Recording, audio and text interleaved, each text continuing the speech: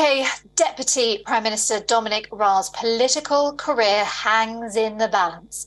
The investigation on Raab's ministerial contact during his previous roles is now concluded, and now the decision of Raab's future in the UK government lies with the UK Prime Minister, Rishi Sunak. Well, according to sources, the report on the findings of the probe was handed to Number 10 on Thursday morning, and Sunak has spent hours carefully considering his conclusions. Well, according to British media reports, Dominic Raab has seen the full report of Adam Tolley KC. The senior lawyer was responsible for investigating complaints into Raab's behaviour from several civil servants. This was all when he was serving as the Foreign Secretary and the Secretary of Justice. Well, Raab has denied every allegation, while adding that if the report finds him guilty, he will resign from his position.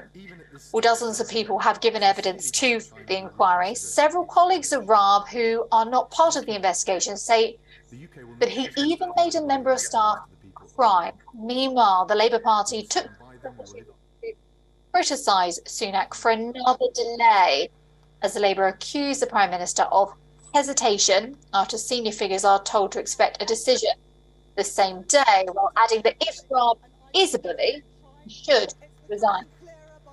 On the other hand, Transport Secretary Mark Harper says that it is reasonable for the Prime Minister to take as much time as necessary to make a decision.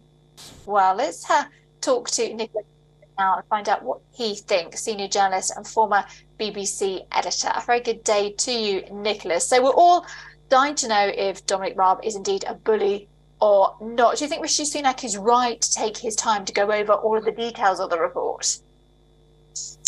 Well, the tension is rising, of course, the longer it takes for him to make a decision. I think we're at a very interesting juncture in British politics because Rishi Sunak came in promising integrity in government after the Johnson years when integrity seemed to be lacking. So it's make or break for Rishi Sunak. Well, I'm not saying he's going to fall on this issue, but he is under an enormous amount of pressure to make the right decision here. Nobody knows what's in the report, except that it's comprehensive, it's thorough. The report was to examine the facts, not to make a judgment. Making the judgment is left to the Prime Minister. But certainly public opinion, which is not always right, of course, but public opinion has already made its mind up that Raab is a bully. The stories have been coming out for too long. So public opinion really is forcing the Prime Minister to make a decision. And if I were to put money on it, I would say that Dominic Raab will be out of a job by the end of today. But I may be wrong. And Rishi Sunak might decide that the man he trusted from the moment he became Prime Minister, trusted enough to make Deputy Prime Minister, is going to stay. So Rishi Sunak's in a very difficult spot. His popularity is already suffering. I'm talking about the Prime Minister's popularity now, not least because of a mini scandal last week when it seemed that one of the budgetary measures introduced last month will benefit a company in which his wife is an investor. He should have declared that. He didn't declare it in advance. So the knives are a little bit out for Rishi Sunak in that regard. But I think we have, as I say, an interesting juncture in British politics in that public opinion is actually pressurising the Prime Minister. And not only that, but another ingredient is the rumour, it's only a rumour, that if Dominic Raab is acquitted or allowed to stay on in his job, there will be senior civil service resignations. So Rishi Sunak's facing all those interesting things.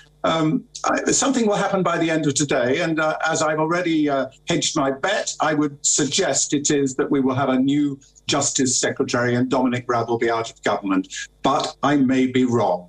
We can only speculate. Indeed we can. As you say, an interesting juncture there for Rishi Sunak, and indeed politics here in the UK. As always, never a dull moment. Nicholas Nugent, thank you so much indeed. Senior journalist and former BBC editor here on WION Today from London.